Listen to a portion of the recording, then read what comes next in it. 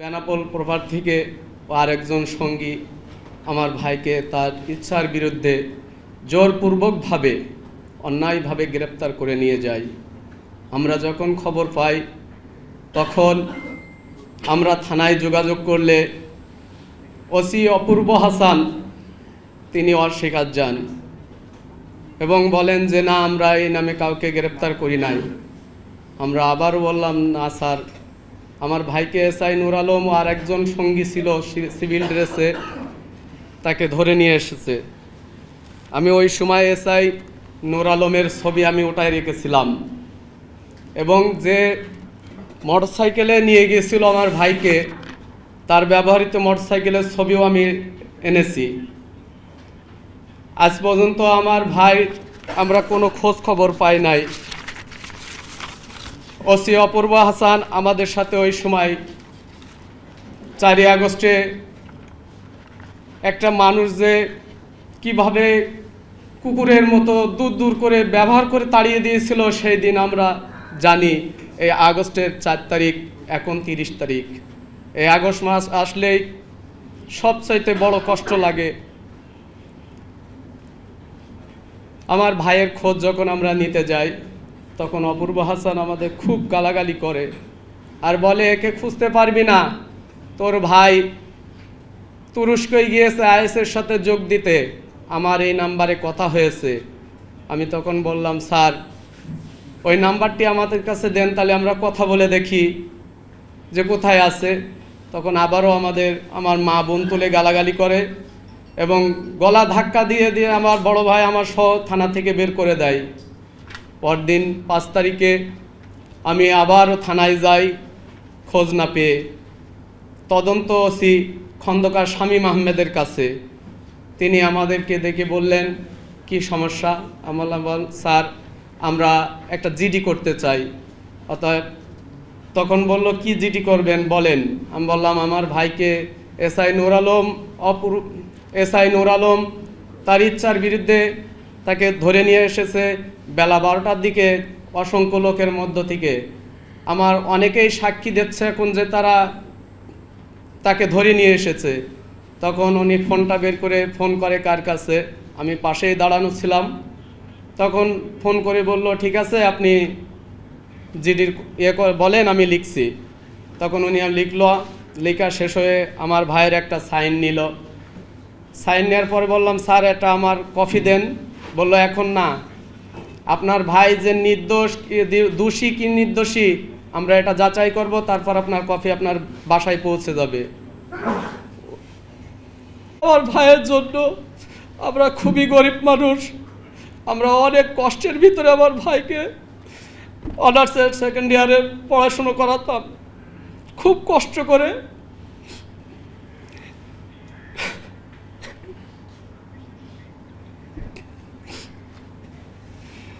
জানি না এখন সে কোথায় আছে। আমরা চাই আমার ভাইকে ফেরত। গত পরশুদিন এসআই নূর আলম আমার চাচার কাছে ফোন দিয়ে বলছে, ভাই আমাকে আপনারা মাফ করে দিলে হয় না। আমি বললাম, না, এরকম কোনো মাপের শব্দ আসবে না। আমার ভাই কোথায় আছে তুমি বলে দাও যে আমার ভাই কোথায় আছে। খন্দকার শামীম আহমেদ তার শ্বশুরকে পাঠায় আমার বাসায় যে কিছু টাকা নিয়ে তার মামলাটা কি তুলে নেওয়া যায় না। আমি বললাম, না, কোনো মামলা না, আমার ভাইকে ফেরত চাই। আমরা মামলা তুলে নেব, ভাইকে ফেরত দেন, আমরা টাকা চাই না। ওনাদেরকে গুম করেছিলেন র্যাব 7। তখন 2017 সালে কক্সবাজারে র্যাব 7 ছিল, এখন বর্তমানে র্যাব আছে, র্যাব 15। এরপর আস্তে আস্তে আমি একটা গুম কমিশনে অভিযোগ দিছি। এরপর থানায় মামলা করছি। হঠাৎ করে প্রিয় কাফালা বাংলাদেশ ইসলামী ছাত্র শিবির ভাইরা আমার সাথে যোগাযোগ করছে এখানে আসার জন্য। আমি আপনাদেরকে আবারও ধন্যবাদ জানাই এরকম একটি মহতি প্রোগ্রাম শুরু করে দেওয়ার জন্য। আমি সরকারের কাছে দাবি জানাচ্ছি, আমার ভাইয়ের মতো যাতে আর কোনো মায়ের বোকারি না হয় একজন ভাই হারিয়ে যাওয়া মানে একটি পরিবারকে হারিয়ে দেওয়া, একটি পরিবারের সদস্য হারিয়ে যাওয়া মানে পুরা পরিবারকে হারিয়ে দেওয়ার সমান। আমি অনুরোধ জানাবো মাননীয় উপদেষ্টা মহোদয়কে গুম এবং হত্যার বিচার করার জন্য। আমি আরও অনুরোধ জানাবো যে 7 জন ভাই এখনো ফিরে আসেনি, আমার ভাই সহ তাকে ফিরিয়ে দেওয়ার জন্য। এখনো আমরা ন্যায্য বিচার পাইনি। 24শে জুলাই অভ্যুত্থানের পর যে বিপ্লব শুরু হয়েছিল, এই বিপ্লব যে সাম্যের কথা বলা হয়েছিল, যে আমরা যে সোনার বাংলাদেশ গড়ার জন্য উদ্বুদ্ধ হয়েছিলাম, সে আমরা এখনো সোনার বাংলাদেশ গড়ে তুলতে পারিনি। আমরা চাইব যে ভাইয়েরা অনাহারে নির্বিচারে মানুষদেরকে গুম করেছিল এবং হত্যা করেছিল, সেই বিচার চাই। গুমের ব্যাপারে শ্বেত প্রকাশ অত্যন্ত জরুরি। এই গত ফ্যাসিস্ট সরকারের আমলে কতজন গুম হয়েছে, কারা গুম করেছে, কারা এর সাথে জড়িত, কারা কতদিন বন্দী ছিল, কারা কী ধরনের নির্যাতনের শিকার হয়েছে, কারা মুক্তি পেয়েছে, কারা এখনও নিখোঁজ আছে, এবার একটা শ্বেতপত্র সরকারের পক্ষ থেকে প্রকাশ করা অত্যন্ত প্রয়োজনীয় বলে আমি মনে করি। 1 নম্বর। 2 নম্বর, যারা এখন গুম আছেন তাদের কী অবস্থায় আছেন আমরা জানি না, বেঁচে আছেন না মরে গেছেন আমরা জানি না। পরিবারগুলো আশায় আশায় বসে আছে। আমরাও তাদের সাথে আশা করছি এবং দোয়া করছি যে তারা জীবিত আছেন এবং জীবিত ফিরে আসবেন ইনশাআল্লাহ। আমি সরকারের কাছে জোর দাবি জানাই এই ব্যাপারে দ্রুত পদক্ষেপ নেওয়ার জন্য। তৃতীয়ত, কঠোর আইন করতে হবে যেন ভবিষ্যতে কোনো সরকার এই ধরনের ধৃষ্টতা না দেখায়, এই ধরনের অমানবিক কাজ না করে, মানবতা বিরোধী কাজ করার কোনো সাহস না হয় কারণ। এই ধরনের কঠোর আইন করতে হবে। আমি মনে করি খুনের যেরকম মৃত্যুদণ্ড, গুমের জন্য মৃত্যুদণ্ড হওয়া ছাড়া আর কোনো আইন হওয়া উচিত নয় বলে আমি মনে করি। সেই সাথে সকল বাহিনীগুলোকে সংস্কার করতে হবে। বাহিনীগুলোর লোকজনকে নৈতিক শিক্ষা দিতে হবে যে অন্ধ আনুগত্য করা যাবে না, মানবতা বিরোধী কোনো কাজ করা যাবে না। তারা সরকারের গোলাম নয়, তারা জনগণের গোলাম। এখানে এক ভাই সেনাবাহিনীর নাম বলে গেছেন, আমি এটা সবসময় বলে থাকি, আবারও বলছি আপনাদেরকে, সেনাবাহিনী কোনো অপকর্মের সাথে জড়িত ছিল না। সেনাবাহিনীর কিছু বিপদগামী অফিসার তারা র্যাব, এনএসআই, ডিজিএফআই গিয়ে এই সমস্ত কাজ করেছে যেগুলো সেনাপ্রধানের নিয়ন্ত্রণে নয়। র্যাব হোম মিনিস্টারের আন্ডারে, স্বরাষ্ট্র মন্ত্রণালয়ের আন্ডারে, এনএসআই এবং ডিজিএফআই সরাসরি প্রধানমন্ত্রীর অধীনে, এবং তারা তাদের পছন্দের লোককে প্রমোশন দিয়ে বিভিন্ন জায়গায় বসে এই সমস্ত অপকর্ম করিয়েছে। সেনাপ্রধানের কাজ শুধুমাত্র যাকে পোস্টিং করতে বলা হয় তাকে পোস্টিং করে দেওয়া, অমুক মেজর জেনারেলকে ডিজি বানাও, অমুক ব্রিগেডিয়ার জেনারেলকে ডাইরেক্টর বানাও, এতটুকুই কাজ। সেনাপ্রধান নিজেই ডিজিএফআইয়ের কাছে জিম্মি। আপনারা যারা বয়স্ক আছেন আপনারা জানেন যে 1996 সালের 20শে মে জেনারেল নাসিম সেনাপ্রধান থাকা অবস্থায় উনি অভ্যুত্থানের চেষ্টা করেছিলেন। ডিজিএফআই সেটা রেকর্ড করে সরকারকে দেখিয়েছে, এবং যার ফলে একমাত্র সেনাপ্রধান বাংলাদেশের ইতিহাসে যিনি বরখাস্ত হয়েছিলেন, পরবর্তীতে মুক্তিযুদ্ধের ওনার অবদানের কথা চিন্তা করে ওনাকে অবসর দেওয়া হয়েছে। তো এই বাহিনীগুলোকে সংস্কার করতে হবে। আমি ডিজিকে বলেছি, তুমি এই বাহিনী সংস্কার করো, ডিপলিটিসাইজ করো, এটা যেন রাজনৈতিক কারণে কোনো হাতিয়ার না বানানো হয়। আমি আমার বই লিখেছি, আপনারা জানেন একটা বই লিখেছি যে সরকার এটাকে গুন্ডা বাহিনী বানিয়েছে একটা, এবং যেখানে হাইকোর্টের স্পষ্ট রায় আছে যে ওয়ারেন্ট ছাড়া কাউকে গ্রেফতার করা যাবে না, তারপরও সরকারের বাহিনীগুলো এগুলো করছে। তাদের কোনো দায়বদ্ধতা নাই, তারা মানুষ নয়। যারা একটা মানুষকে শুধুমাত্র তাদের ক্ষমতার স্বার্থে, দলীয় স্বার্থে, ব্যক্তি স্বার্থে নিরপরাধ মানুষকে অপহরণ করে দিনের পর দিন, মাসের পর মাস, বছরের পর বছর মানবেতর জীবনযাপনে বাধ্য করে, তারা মানুষ নয়। তাদের শরীরে মানুষের রক্ত থাকলেও তারা জানোয়ার। যারা জড়িত ছিল এই বিগত 16 বছর সমস্ত গুমের সাথে, তাদের চরম দৃষ্টান্তমূলক শাস্তি হওয়া উচিত। আমি জানি না যারা এখানে আছেন গুম পরিবারের সদস্যরা তারা এই ব্যাপারে কোনো মামলা করেছেন কিনা। আমি ট্রাইব্যুনালে মামলা করেছি এবং আমার মামলায় প্রাক্তন দণ্ডপ্রাপ্ত পলাতক প্রধানমন্ত্রী, তার সামরিক উপদেষ্টা জেনারেল তারেক সিদ্দিকী, বিজেপির 5 ডিজি সবাই তাদের বিরুদ্ধে হুলিয়া জারি ওয়ারেন্ট জারি হয়েছে। তারা এখন ওয়ারেন্ট নিয়ে পলাতক আছে এবং খুব শীঘ্রই ইনশাল্লাহ বিচার শুরু হবে।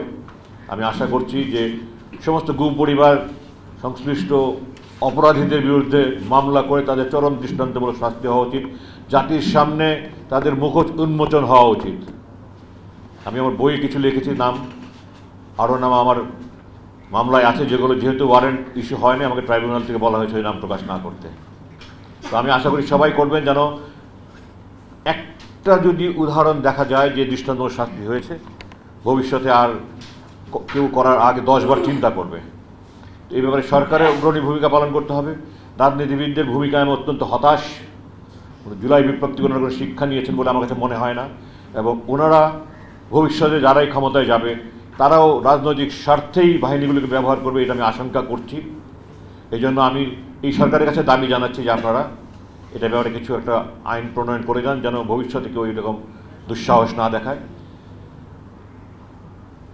জনসচেতনতা গড়ে তুলতে হবে। আপনারা দেখেছেন যে কোথাও কোথাও যারা অপরাধ করছে জনগণ তাদেরকে ধরে শায়েস্তা করছে। জনগণের মধ্যে একটা প্রতিরোধ গড়ে তোলার মানসিকতা তৈরি করতে হবে। যখন আমাকে উঠিয়ে নিয়ে গেল 22 আগস্ট 2016 সালে, আমার মহল্লার সবাই যার যা বাসা থেকে বেরিয়ে এসছে, কিন্তু কেউ প্রতিরোধ করার চেষ্টা করে। সবার জানের ভয় আছে, হ্যাঁ অবশ্যই জানের ভয় তো থাকবেই, কিন্তু কাউকে না কাউকে প্রতিরোধ করতেই হবে। তো ভবিষ্যতে যেন এই ধরনের কোনো রকমের অপকর্ম না হয়, এই জন্য একটা ব্যাপক জনসচেতনতা গড়ে তুলতে হবে। সরকারকে ভূমিকা রাখতে হবে, বাহিনী প্রধান যারা আছেন এবং ভবিষ্যতে হবেন তাদেরকে এই ব্যাপারে অত্যন্ত দৃঢ় মনোবলের পরিচয় দিতে হবে। আল্লাহ এবং তার রসুলের আদেশের বাইরে আমরা কিছু করব না, এই দৃঢ়তা তাদের থাকতে হবে। ভবিষ্যতে যারা রাজনীতিবিদ তারা যেন দেশ গঠনে, সুনাগরিক গঠনে আনুগত্য না করার মতো বাহিনী গড়ে তুলতে পারে, তাদের ভূমিকা রাখতে হবে। আমি আশা করি, যদিও আমি খুব বেশি আশাবাদী নই, তারপরেও আমি আশাবাদী মানুষ, আমি অপটিমিস্টিক মানুষ। আমি নেতিবাচক মনোভাব পোষণ করি, সবসময় ইতিবাচক মনোভাব পোষণ করি। আমি আশা করব তাদের বোধোদয় হবে, যারা ক্ষমতায় যাবে তারা এই ব্যাপারে যথাযথ ব্যবস্থা গ্রহণ করবে। আপনারা সবাই দোয়া করবেন যেন যারা গুম হয়ে আছেন তারাও জীবিত ফিরে আসে, এবং ততদিন পর্যন্ত আল্লাহ যেন এই পরিবারগুলোকে ধৈর্য ধরার শক্তি দেয়, সাহস দেন। আপনারা সবাই দেশের জন্য দোয়া করবেন দয়া করে। আমি দেশ নিয়ে খুব চিন্তিত, এবং সামনে আমি খুব ভালো কিছু বলে আশা করছি না। আমি দোয়া করি যেন আমার আশঙ্কা মিথ্যা পরিণত হয়। আপনাদের সবার কাছে আমি দেশের জন্য দোয়া চাই। দেশ ভালো থাকলে আমরা ভালো থাকবো। আমরা যেন আবার অন্ধকারে না হারিয়ে যাই। এই ছাত্র জনতার যে একটা আশার আলো জাগিয়েছি, এই আশা যেন আমরা ধরে রাখতে পারি, আশার আলোতে যেন আমরা ভবিষ্যৎ আলোকিত করতে পারি, সুখী শান্তিপূর্ণ সমৃদ্ধশালী বাংলাদেশ গড়তে ফেলতে পারি। আমরা সবাই দোয়া করবেন, আমরা সবাই সমৃদ্ধভাবে কাজ করে আশা করি ইনশাআল্লাহ পারবো। আমাকে জমটু বিপরীতে সরাসরি ডিবি অফিসে নিয়ে আসে। ডিবি অফিসে নিয়ে এসে আমাকে প্রথমেই একদম প্রায় অর্ধলিঙ্গ করে ফেলে আর কি। আমাকে নিয়ে এসে বাঁশডালা দেওয়া শুরু করে, শোয়ে বাঁশডালা দেয়। দেওয়ার সাথে সাথেই আমার হাত এবং পা অবশ হয়ে যায় আর কি। আমার শরীরের প্রত্যেকটি অঙ্গ প্রত্যঙ্গে বা প্রত্যেকটি জয়েন্টে তারা আমার হাতুড়ি দিয়ে আঘাত করে। প্লাস দিয়ে তারা আমাকে স্ক্রুর মতো করে আমার শরীরের প্রত্যেকটা জায়গায় চামড়ায় তারা টানতে থাকে আর কি। বেল্ট দিয়ে তারা আমাকে মারতে থাকে। টানা 2 দিন তারা আমাকে কোনো প্রশ্ন করা ছাড়াই, কোনো জিজ্ঞাসাবাদ ছাড়াই আমার উপর তারা নির্যাতন চালায় আর কি। 25 থেকে 26 তারিখ রাত পর্যন্ত। 26 তারিখ রাতে আমাকে তারা ডিবি সেলে দেয় নিচতলায়। সেখানে যাওয়ার পরে পরিচিত মুখ খুঁজতে থাকি আর কি। তো হাসান ইসলাম ফায়াজকেও পাই, আশেপাশে অনেক পরিচিত ভাইরা ছিল। ডিবিতে 25 তারিখ থেকে 30 তারিখ পর্যন্ত ছিলাম। তো ডিবি সেলে অনেককে দেখা হয়। ডিবি সেলে যদি একটা বর্ণনা দিই, যে আমাদের ডিবি সেলগুলো মাত্র 3টা রুম ছিল, প্রায় 25 থেকে 30 স্কোয়ার ফিটের হবে। ওখানে প্রায় আমরা 120 থেকে 30 জন ছিলাম। রাত্রে যখন শুইতাম হয়তো কারো পায়ের উপরে মাথা দিয়ে শুইতে হইতো, এরকম একটা অবস্থা। খুবই একটা খারাপ অবস্থা ছিল। তো এর মধ্যে আবার আমার উপর নির্যাতন বাড়তে থাকে। আমাকে আমার মোবাইলে তৎকালীন টেলিগ্রাম গ্রুপে, আমি বৈষম্যবিরোধী ছাত্র আন্দোলনের একটা গ্রুপে অ্যাড ছিলাম, এমনি জাস্ট নিউজ গ্রুপ আর কি। তো সেটা পাওয়ার পর আমাকে বলতে থাকে যে কারা কারা আন্দোলনে ছিল তাদের খোঁজখবর, মানে তাদেরকে ধরাই দিতে হবে আর কি, এবং আমার সাংগঠনিক যে ভাইরা আছে ডেমরা অঞ্চলে তাদেরকে ধরাই দিতে পারলে আমাকে ছেড়ে দিবে। তা আমি অস্বীকার করি, আমার উপর নির্যাতন বাড়তে থাকে। সর্বশেষ হচ্ছে আমাকে বলা হয় যে হত্যা মামলা, মানে পুলিশ হত্যা মামলায় তারা আমাকে ফাঁসানোর চেষ্টা করে। তা আমি কোনোভাবেই সেটা স্বীকার যাই না। আমার মামলা যে প্রথম 3 আসামি তাদেরকে জোরপূর্বক গান পয়েন্টে রেখে তাদের থেকে হত্যার মামলার সাক্ষ্য নেওয়া হয়। তা আমার থেকে না পারার কারণে আমার উপর তারা নির্যাতনের মাত্রা আরও বাড়তে থাকে। সর্বশেষ 28 তারিখে হাসনাতের বিষয়ে তারা আমাকে বলে যে তুমি তার বিষয়ে বলবে যে সে হত্যার সাথে সরাসরি জড়িত ছিল, যেহেতু তোমার সাথে ছিল। তো আমি সেটা অস্বীকার করি। তা আমার উপর আরও নির্যাতনের মাত্রা বাড়তে থাকে। 30 তারিখে আমাকে কোর্টে প্রেরণ করা হয় মিথ্যা অস্ত্র মামলার আসামি বানিয়ে আর কি। দুপুরবেলা কোর্টে প্রেরণ করা হয়, আমাকে 10 দিনের রিমান্ড চাওয়া হয়। তো আমার শারীরিক অবস্থা দেখে মহামান্য আদালত আমার 2 দিনের রিমান্ড মঞ্জুর করে। তো রিমান্ড থেকে আসার পরে আবার সন্ধ্যাবেলা আমাকে আবার জিজ্ঞাসাবাদের জন্য নিয়ে যাওয়া হয় আর কি। জিজ্ঞাসাবাদে নিয়ে যে আমার ভাইয়ের ছবি আমাকে দেখায়, যেটা তোর ভাই না। তা আমি একটু আমার বুকে একটু মোচড় দিয়ে ওঠে আর কি। তো আর কিছু বলে নেই, জাস্ট আমার ভাইয়ের খোঁজখবর নিল আর বাবার ছবি দেখাইলো আর কি, বাবা আর ভাইয়ের। তো রাত 10টার সময় আমাকে সেলে দিয়ে দেয়। রাত 10:30টার সময় দেখি যে আমার ভাইয়া ডিবি সেলে ঢুকতেছে। তখন মানে একদম মানে খারাপ লাগে আর কি, যে আমার কারণে আমার ফ্যামিলির অলরেডি 3 জন আগে গ্রেপ্তার হয়েছে, আমার বড় ভাইকেও গ্রেপ্তার হইলো আর কি। 30 তারিখ দুপুরের সময় ভাইয়াকে এই প্রেস ক্লাব থেকে গ্রেপ্তার করে। আমার সমস্যা বলে আইন করা হয়েছিল। ভাইয়া সমস্যা বলে পৌঁছার আগেই তাকে ডিবি তুলে নিয়ে যায় আর কি। ভাইয়ের উপর অমানুষিক নির্যাতন চালায়, ভাইয়াকে আমার মতোই তাদের নির্যাতন চালায়, ঝুলিয়ে পিটায় এবং শরীরের প্রত্যেকটি জায়গায় তার আঘাত করে আর কি। অবশেষে 1 তারিখে আমাকে আবার কোর্টে প্রেরণ করা হয়, আবার 5 দিনের রিমান্ড চাওয়া হয়। সেদিন মহামান্য আদালত আমার অবস্থা দেখে আর রিমান্ড মঞ্জুর করেনি, আমাকে সরাসরি কেরানীগঞ্জ আদালতে প্রেরণ করে। জুলাইয়ের 1 বছর পার হয়ে গেল।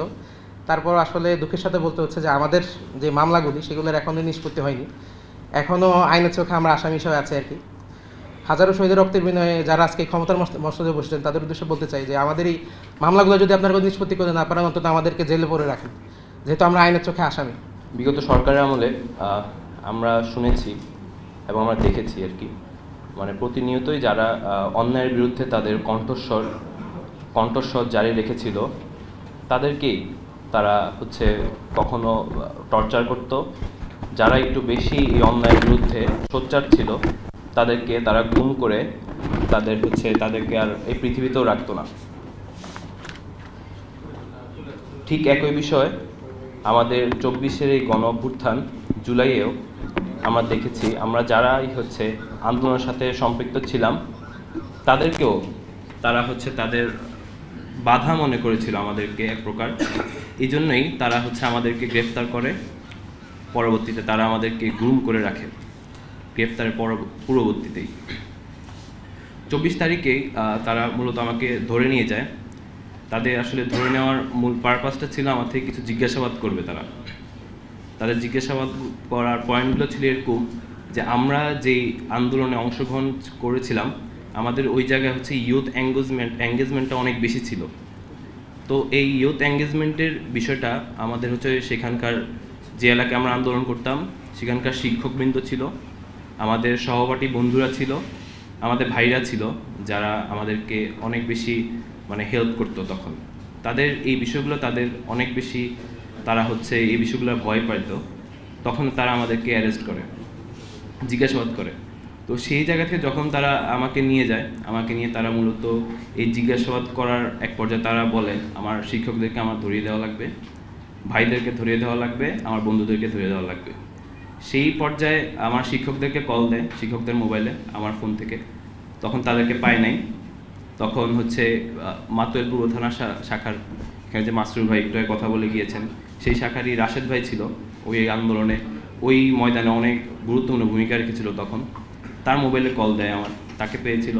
তো তখন আমি যখন কথা বলছিলাম তখন ভাইকে বলেছিল একটা প্লেসে আসতে, এই প্লেসে আসি ভাইয়া তাকে ধরবে। তা আমি তখন কথা বলার সময় সাইন ল্যাঙ্গুয়েজ ইউজ করি, যেটা কারণে ভাইরা বুঝতে পারে। তো এই বুঝার পরবর্তীতেই আমার বন্ধু, আমার শিক্ষক এবং যারাই ওই আন্দোলনে ওই ময়দানে যুক্ত ছিল তারা সবাই তাদের সেফ পজিশনে চলে যায়।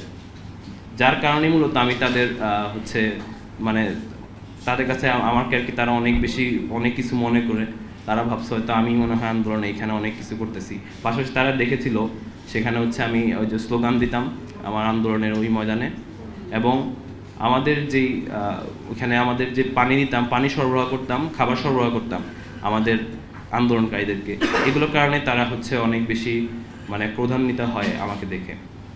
তখন তারা হচ্ছে সেদিন নিয়ে রাতের একদম 12টা থেকে ফজর পর্যন্ত তারা হচ্ছে আমাকে নির্যাতন করে। আর এই নির্যাতন করার মূল পারপাসটাই ছিল তাদের এটা যে আমাকে যে কোনো মূল্যে হোক তাদেরকে ধরিয়ে দেওয়া লাগবে। এবং যখন আমি এটা অস্বীকার করি এবং আমি মানে এটা কোনোভাবেই করতে চাই না, আমার আন্দোলনের সহযোগী তাদেরকে আমি ধরিয়ে দিব, এরকম মন মস্তিষ্ক নিয়ে আমরা আন্দোলনে অংশগ্রহণ করিনি। সেই জায়গা থেকে তারা হচ্ছে আমার উপর অনেক বেশি নির্যাতন করে। এক পর্যায়ে তারা বলে যে কয়েকজনকে ধরে আনার পর বলছে যে আমাকে বলতে হবে যে হ্যাঁ এরা এই হত্যার সাথে জড়িত। তখন আমি এটাও দেখি না, কারণ আমি ওইখানে এরকম কোনো কর্মকাণ্ড দেখিনি। সেই জায়গায় তারা আমাকে এই পারপাসটা আমাকে বারবার খালি লিড করতেছে যে এটা বলতেই হবে আমাকে, তো এটাও আমি অস্বীকার করি। সেই জায়গায় তারা আমাকে মারতে সেন্সলেস করে ফেলায়। পরবর্তীতে থানা হাজতে পাঠায়, হাজতে পাঠানোর পর তারপর হচ্ছে ডিবি এরকম করে প্রায় 3 দিন আমাকে ঘুম রাখে। পরবর্তীতে আপনারা দেখেছেন বাকি সব কিছু। তারা এই যে একটা এর পরবর্তীতে 5ই আগস্ট পরবর্তী সময়ে আমাদের একটা অন্যতম আশা আকাঙ্ক্ষার জায়গা ছিল যে সকল ভাইয়েরা গুম ছিল তাদেরকে আমরা ফেরত পাবো, কিন্তু এখন আমরা অনেকেরই আমরা খোঁজ খবর পাই নাই এবং জানিও না তারা কি আসলে বেঁচে আছে কি না বেঁচে নাই। তো আমরা সরকারের কাছে তো অনেকবারই অনুরোধ করেছি, এখন আর কি অনুরোধ করব। আপনারা দেখতেছেন সব সরকারের যারা উচ্চপদস্থ কর্মকর্তা রয়েছেন, আপনাদের কাছে অনুরোধ করব না, আপনারা এটা করবেন, আপনাদের এটার দায়িত্ব। আপনারা অতি শীঘ্রই আমাদের গুম ভাইদের খোঁজ দিন। যদি তারা না থাকেন, তারা যদি পৃথিবীতে না থাকেন, তাহলে সেই সংবাদটুকু হইলেও আমাদেরকে দিন। তো আমরা আর একটা কথা অনেক স্পষ্ট করে বলতে চাই, কেউ যদি ভাবেন বিগত সরকার আমলের মতো যেভাবে গুম সংস্কৃতির একটা বিষয় ছিল, কেউ যদি ভাবেন যে এই গুম সংস্কৃতি তারা আবার এই বাংলাদেশে ফেরত আনার চেষ্টা করবেন বা গুম সংস্কৃতির কালচারটা কেউ আবার এস্টাবলিশ করার চেষ্টা করবেন, তাদেরকে এই বাংলাদেশের জেনারেল জুমার্সকে তারা অনেক বেশি সতর্ক রয়েছে। জেনারেশন অফ জুমার্সকে তাদেরকে ফেস করতে হবে। যারা ফ্যাসিবাদের বিরুদ্ধে কথা বলেছে, ফ্যাসিবাদের বিরুদ্ধে অবস্থান নিয়েছেন, তাদের জন্য সাংবিধানিক এই নাগরিক অধিকারগুলো নিশ্চিত করা হয়নি, বরং তাদেরকে গুম, খুন, হত্যা, নির্যাতন, রিমান্ড, আয়নাগরের মধ্য দিয়ে তারা তাদের ফ্যাসিবাদ কায়েমের জন্য আমাদের ভাইদেরকে নির্যাতন করেছে, আমাদের ভাইদেরকে খুন করেছে, গুম করেছে। 5ই আগস্টের পর আমরা স্বপ্ন দেখেছিলাম যে একটি সুন্দর বাংলাদেশ নির্মিত হবে এবং সে বাংলাদেশে বিগত সময়ে যত অবিচার হয়েছে সবগুলো অবিচারের একটি সুষ্ঠু এবং ন্যায় বিচার সকলে পাবে। সে আশায় আমরা এই যারা গুম হয়েছিলেন তাদের পরিবারকে সাথে নিয়ে সরকারের যতগুলো জায়গা রয়েছে, র্যাব থেকে শুরু করে সরকারের গোয়েন্দা সংস্থার যতগুলো জায়গা রয়েছে, গুম কমিশনের তথ্য উপাত্ত দেওয়া, সব জায়গাতে আমরা চেষ্টা করেছি। সাংবাদিকদের মাধ্যমে গুমকৃত পরিবারের সদস্যরাও তাদের সন্তানদের, তাদের পরিবারের সদস্যদের তথ্যগুলো তুলে ধরেছে। কিন্তু দুঃখজনক হলো আমরা এখনো পর্যন্ত 7 জন ভাইয়ের কোনো খোঁজ খবর পাইনি।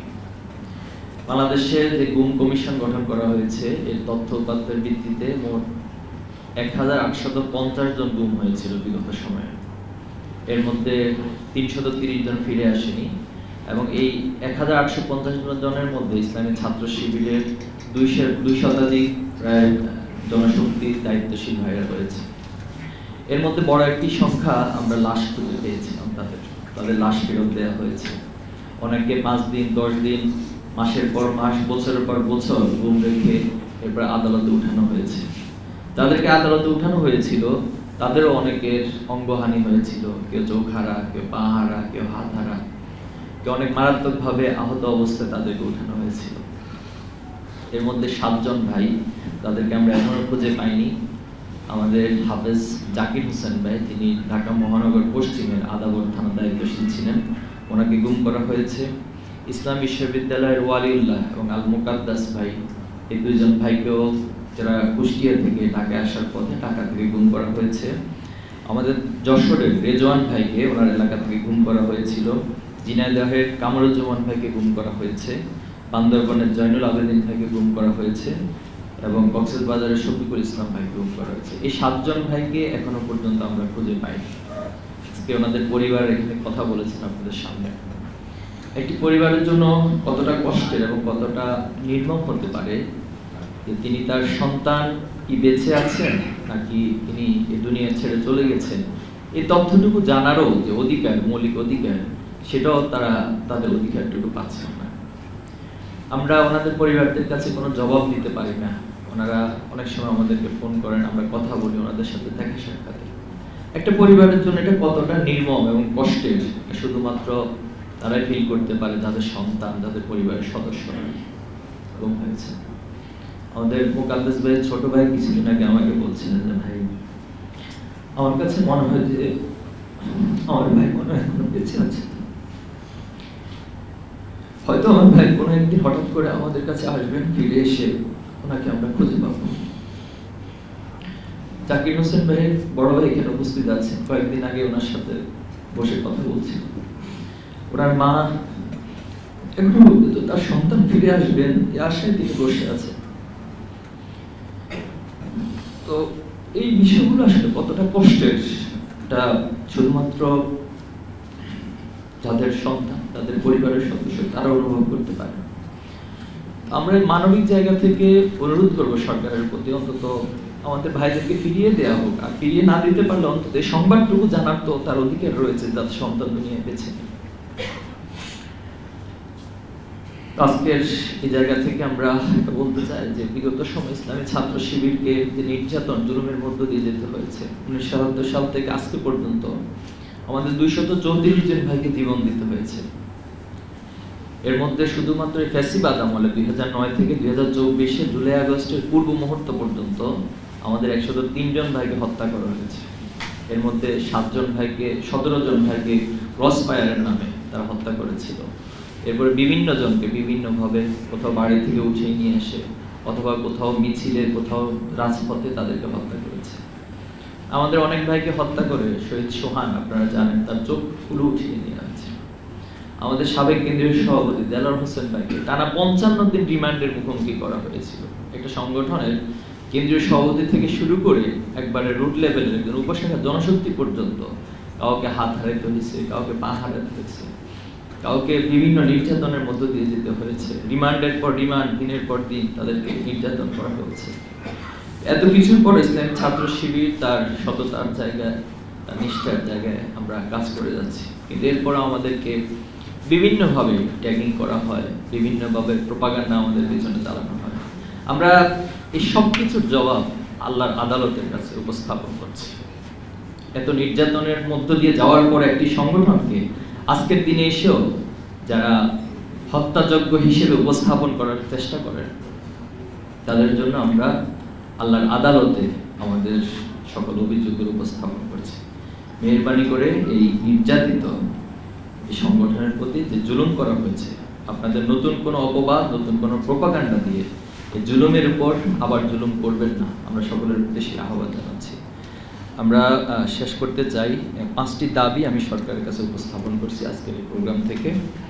1, অনতিবিলম্বে গুম হওয়া সকলকে পরিবারের কাছে ফিরিয়ে দিতে হবে অথবা তাদের সঠিক অবস্থার তথ্য জানাতে হবে। 2, দ্রুত সময়ের মধ্যে প্রতিটি গুমের ঘটনার সাথে জড়িত আইনশৃঙ্খলা বাহিনী সহ সংশ্লিষ্ট সকল ব্যক্তির বিরুদ্ধে দৃষ্টান্তমূলক আইনগত ব্যবস্থা নিতে হবে। 3, বিগত ফ্যাসিস্ট আমলের সকল প্রকার আইনাঘরের বিস্তারিত তথ্য জনগণের সামনে উন্মুক্ত করতে হবে। 4, গুমকৃত সদস্যদের পরিবারকে যথাযথ পুনর্বাসনের ব্যবস্থা করতে হবে এবং গুম থেকে ফেরত আসা সকল নির্যাতিত ব্যক্তির জন্য উপযুক্ত ক্ষতিপূরণ নিশ্চিত করতে হবে। 5, বাংলাদেশের র্যাব, পুলিশ সহ সকল প্রকার আইন শৃঙ্খলা বাহিনীর পূর্ণ সংস্কার করতে হবে যাতে ভবিষ্যতে কেউ গুম, খুন, ক্রসফায়ারের মতো মানবাধিকার লঙ্ঘনের অপরাধ সংঘটিত করতে না পারে। আমরা সরকারের কাছে এই 5টি জোর দাবি জানাচ্ছি। আশা করি সাংবাদিক ভাইদের মধ্য দিয়ে এই দাবিগুলো সরকারের কাছে উপস্থাপিত হবে এবং দ্রুত সময়ে সরকার সেগুলো বাস্তবায়ন করবে।